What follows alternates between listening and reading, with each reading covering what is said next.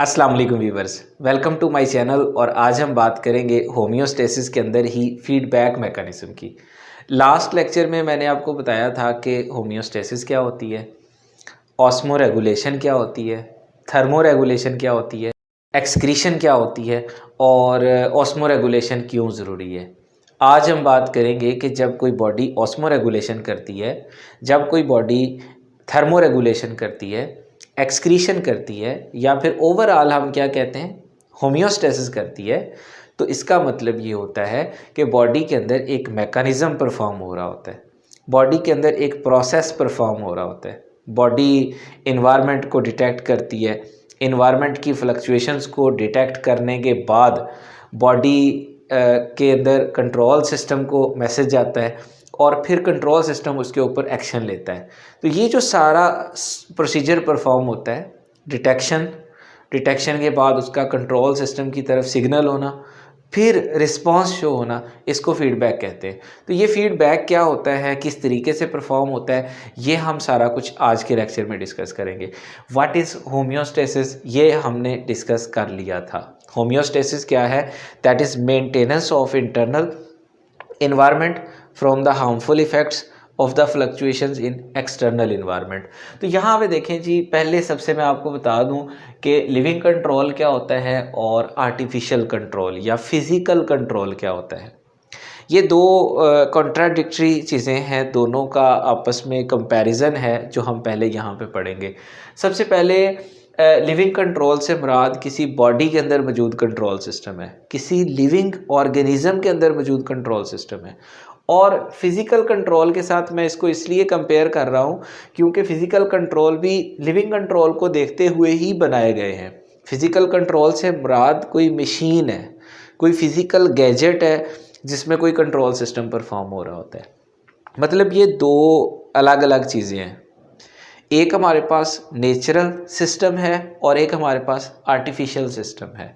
अब वो जो नेचुरल सिस्टम या लिविंग कंट्रोल सिस्टम है, उसको हम बायोलॉजिकल सिस्टम्स के अंदर देख सकते हैं, उसको हम स्टडी कर सकते हैं कहाँ पे, लिविंग बॉडीज़ के अंदर।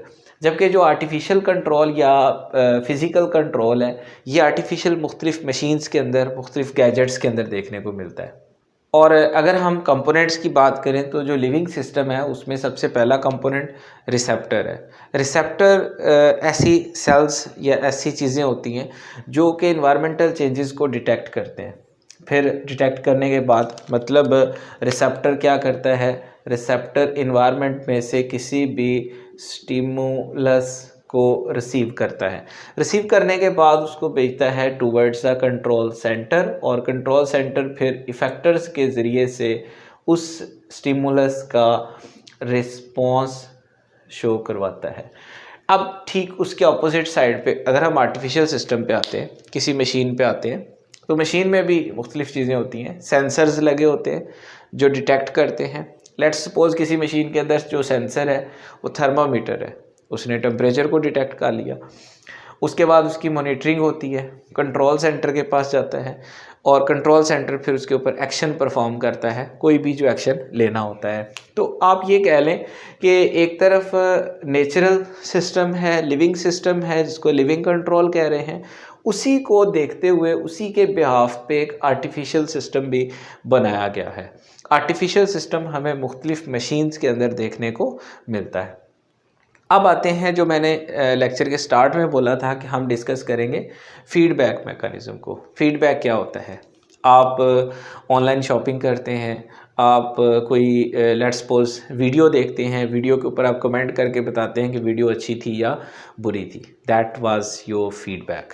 ठीक इसी तरह कोई भी चीज़ जिसके बारे में आप कोई कमेंट पास करते हैं, वो कमेंट आपका क्या होता है? फीडबैक। अब जो हमारा होम्योस्टैटिक मैकेनिज़्म है वो भी फीडबैक मैकेनिज़्म के ऊपर ही बेस्ड होता है।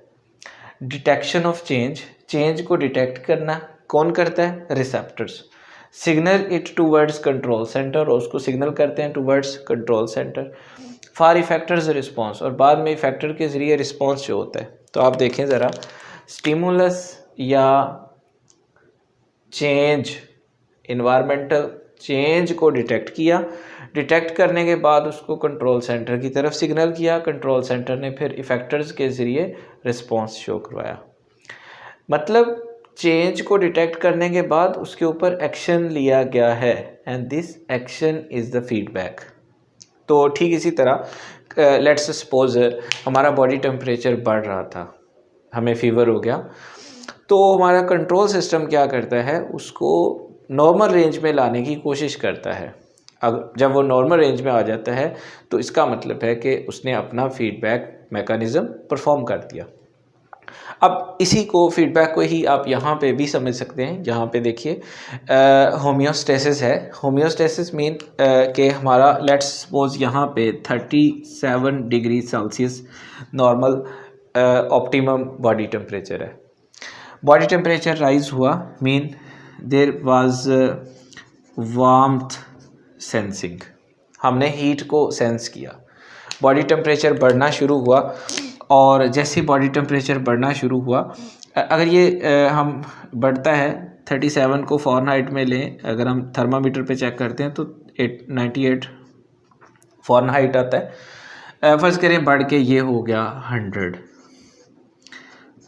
फ़ारेनहाइट, इट्स मीन बॉडी का टेम्परेचर अप हो गया है। अब वो वार्मथ जो सेंसिंग है that will be detected by receptors. Receptor cells detect करके उसको भेजेंगे कंट्रोल सेंटर के पास, ब्रेन के पास। ब्रेन का यहाँ पे एक पोर्शन होता है that is hypothalamus. What is hypothalamus? इसको हम थर्मोस्टेट भी कहते हैं। मतलब बॉडी के टेम्परेचर को नॉर्मल वैल्यू पे रखता है। अब बड़ा है तो टेम्परेचर तो डिटेक्शन कहाँ पे जाके उसको ब्रेन के कौन से एरिया में, हाइपोथैलेमस में सिग्नल पहुँच जाएगा। फिर हाइपोथैलेमस बॉडी को मुख्तलिफ इफेक्टर्स को कहेगा टेम्परेचर को वापस लेके आओ, एंड टेम्परेचर वापस जब 37 पे आ जाएगा इट्स मीन के क्या होगा, दोबारा होमियोस्टेसिस मेंटेन हो गया। आप देखें this was the detection of change, signal it towards control center and there was an effector's response, this is known as feedback। वापस टेम्परेचर नॉर्मल वैल्यू पे आना, ये फीडबैक है।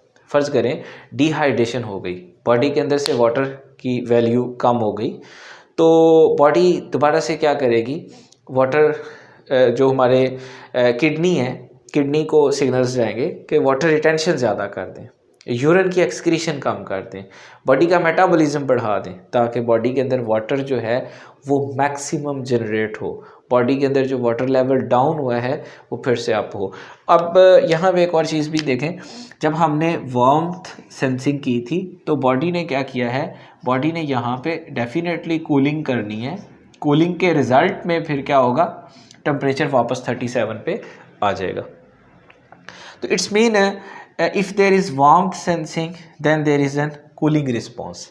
तो इसका मतलब है गर्मी को डिटेक्ट किया है तो कूलिंग होगी, अल्टरनेट चीज़ें हैं। Warmth sensing there is cooling response, it's mean कि ये क्या था, फीडबैक हमेशा क्या होता है, नेगेटिव होता है। फीडबैक हमेशा क्या होता है, अपोजिट होता है। There is an inverse effectors response to the environmental change, thus the feedback is called as negative feedback. जैसे मैंने यहाँ पे एग्जांपल दी, if there is warmth sensing there is cooling generation, if there is cooling sense then there is warmth, there is warming response. तो ये हमेशा क्या होता है, अपोजिट। तो हम कहते हैं कि बॉडी में जब भी कोई फीडबैक मैकेनिज़्म परफॉर्म होता है तो वो नेगेटिव फीडबैक होता है। तो ये था हमारा आज का टॉपिक। मुझे दीजिए इजाज़त, दोबारा मिलेंगे। शुक्रिया, अल्लाह हाफिज़।